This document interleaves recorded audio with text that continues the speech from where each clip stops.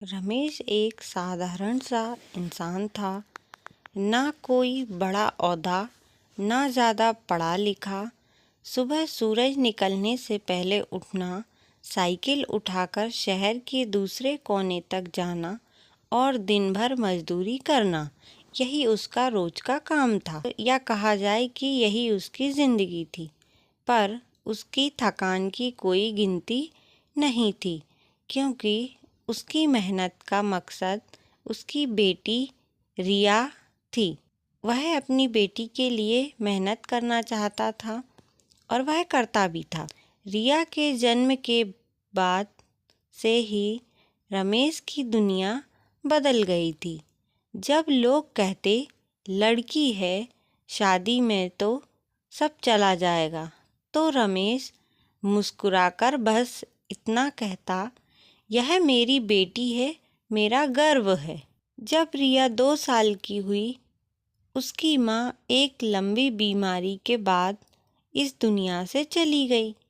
उस दिन रमेश ने पहली बार अपनी आँखों के आंसू बेटी से छुपाए थे। अब वह सिर्फ पिता नहीं रहा था, वह माँ भी बन चुका था। रात रात भर जागकर रिया को सुलाना, बुखार में उसे सीने से लगाकर बैठना, खुद भूखा रहकर उसे खाना खिलाना, यह सब उसकी आदत बन गया था। और उसकी गरीबी हर कदम पर साथ थी। कई बार घर में चूल्हा भी नहीं जलता था, लेकिन रमेश रिया को कभी यह महसूस नहीं होने देता।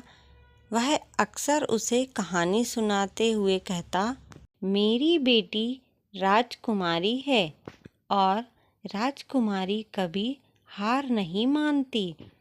स्कूल के दिनों में रिया बहुत होशियार थी।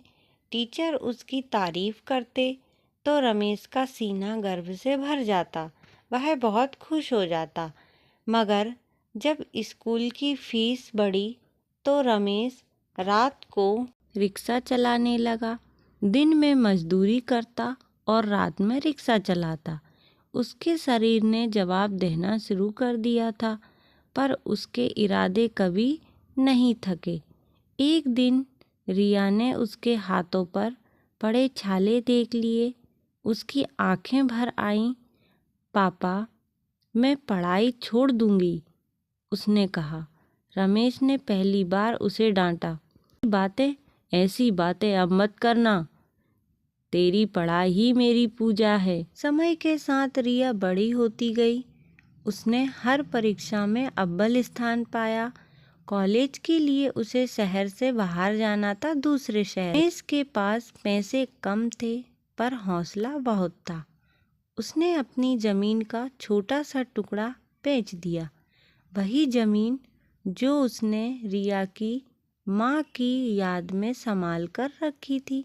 शहर जाने से पहले रमेश ने रिया को अपने पास बैठाया और बोला, बेटा, जिंदगी आसान नहीं होगी वहाँ पे।